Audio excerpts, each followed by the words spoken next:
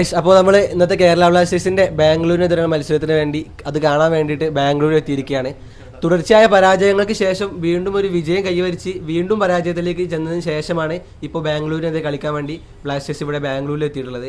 കഴിഞ്ഞ മത്സരം ബാംഗ്ലൂരിനോട് നമ്മുടെ തട്ടകത്തിൽ വെച്ച് തോറ്റതാണ്. അപ്പോൾ അതിനൊരു പകരം വീട്ടുക എന്നുള്ള മട്ടത്തിലും വീണ്ടും തിരിച്ചു വന്ന് ഈ സീസണിൽ എന്തെങ്കിലും ഒക്കെ ആവുക എന്നുള്ളൊരു ചിന്തയോട് കൂടിയിട്ടായിരിക്കും ബ്ലാസ്റ്റേഴ്സും കളി കാണാനുള്ള നമ്മളും ഇവിടെ എത്തിയിട്ടുള്ളത്.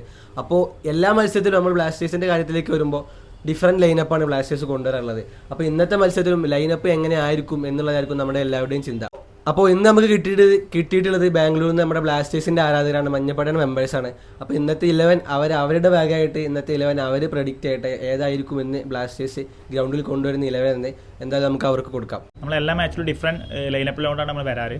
പക്ഷേ എനിക്ക് തോന്നുന്നത് കഴിഞ്ഞ മാച്ചിൽ വെച്ച് നോക്കുകയാണെങ്കിൽ ഒരു ചേഞ്ച് ആകാൻ ചാൻസ് ഉള്ളൂ. രാഹുലിൻ്റെ പകരം കോറു സിംഗ് വരാൻ ചാൻസ് ഉണ്ട്. ലൈനപ്പ് പറയുകയാണെന്നുണ്ടെങ്കിൽ സച്ചിൻ ഗോൾ കീപ്പിങ്ങിൽ വരും, ഹോർമി, പ്രീതം, മിലോസ്, നവോച്ച ആയിരിക്കും ഡിഫൻസ് വരിക.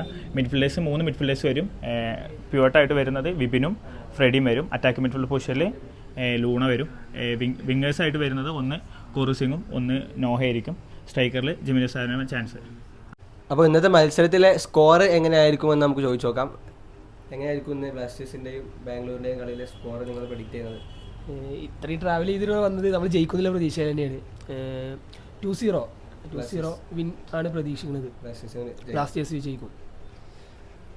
1-0 ജയിക്കുമെന്നാണ് വിചാരിക്കുന്നത്. പ്രതീക്ഷ ബ്ലാസ്റ്റേഴ്സ് ജയിക്കും.